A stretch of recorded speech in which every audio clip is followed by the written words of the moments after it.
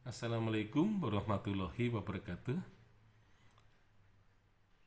Idras jilid yang ke-8 memang ditulis secara tidak efektif gitu ya, karena antara bab-bab yang disusunnya itu sebenarnya bisa digabungkan meskipun ditulis oleh orang yang berbeda. Tadi di awal saya nyatakan bahwa bab 2 dan 24 mestinya ditulis secara kronologis. Jadi tidak dipisahkan. Jadi misalnya bab 2 dan 24. Jadi dua itu militer dan difungsi. Kemudian yang ke-24 babnya itu membahas mengenai reformasi ABRI itu ya. Jadi itu kan sebenarnya suatu hal yang kronologis gitu kan. Mestinya digabungkan saja dalam penulisan babnya itu. Nah, kemudian juga terjadi pada bab ke-12, 13 dan 14. Jadi bab 12 misalnya membahas mengenai pendidikan dasar dan menengah. Kemudian bab ke-14 pendidikan di perguruan tinggi. Dan kemudian bab ke-14 membahas mengenai mahasiswa yang mengontrol negara. Jadi sebenarnya ketiga bab ini pun bisa disatukan dan kemudian dikronologiskan gitu kan? Karena sebenarnya masalah pendidikan ini adalah merupakan satu aspek. Jadi satu aspek sebaiknya memang digabungkan daripada dipecah-pecah. Nah, kemudian yang lain adalah bab 15 dan 16. Jadi bab 15 itu berkaitan dengan Islam pada zaman Orde Baru. Sedangkan bab 16 haji pada zaman Orde Baru. Jadi sebenarnya ini kan persoalan Islam gitu ya. Jadi sebenarnya bab 15 dan 16 pun sebaiknya digabungkan supaya pembicaraannya itu juga kronologis ya, hubungannya antara Islam dan haji. Tentu saja kedua hal ini tidak bisa dipisahkan. Nah, kemudian yang berikutnya adalah bab 18, 19 dan 24. Jadi ketiga bab ini berbicara mengenai pergumulan politik ya antara pusat dan daerah.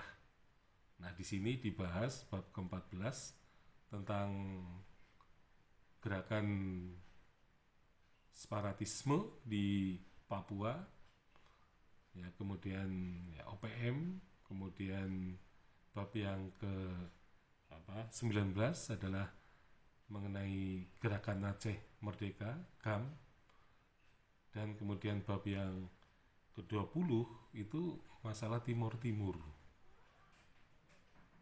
Nah, jadi sebenarnya ketiga bab ini bisa digabungkan menjadi satu dengan tema pergumulan antara pusat dan daerah.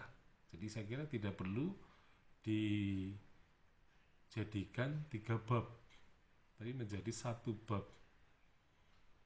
Nah, tapi disayangkan lagi bahwa mestinya ini ditambahkan ya, tentang Timur Timur itu setelah reformasi.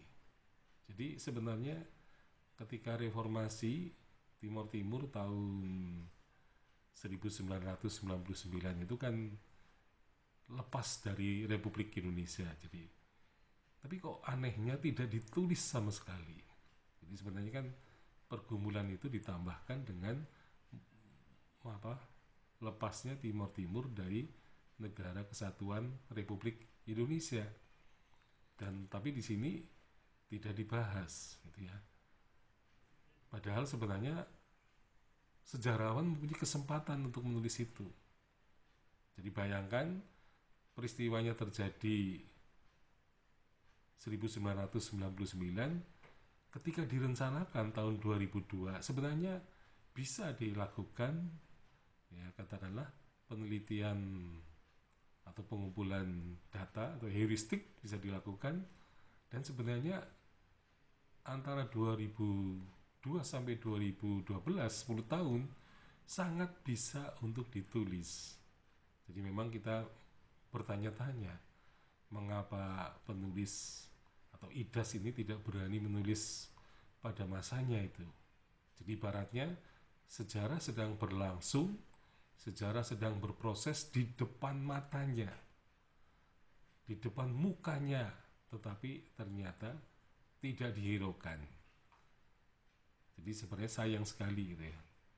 Karena saya yakin sejarawan yang menulis sejarah yang sedang berproses itu rasa hingar-bingarnya itu, maka dia akan bisa mengalami ke proses verstehen, ya, tidak hanya erklären tapi verstehen, dan bisa juga dia mengalami apa yang disebut dengan jadi menulis sejarah dengan hermeneutika, ya, memahami sekaligus bisa menjelaskan karena prosesnya dia melihat dengan jelas sekali. Tetapi memang tampaknya hal itu dilewatkan, dan itu merupakan salah satu yang sangat disayangkan oleh kita yang hidup pada masa sekarang. Sekian, Assalamualaikum warahmatullahi wabarakatuh.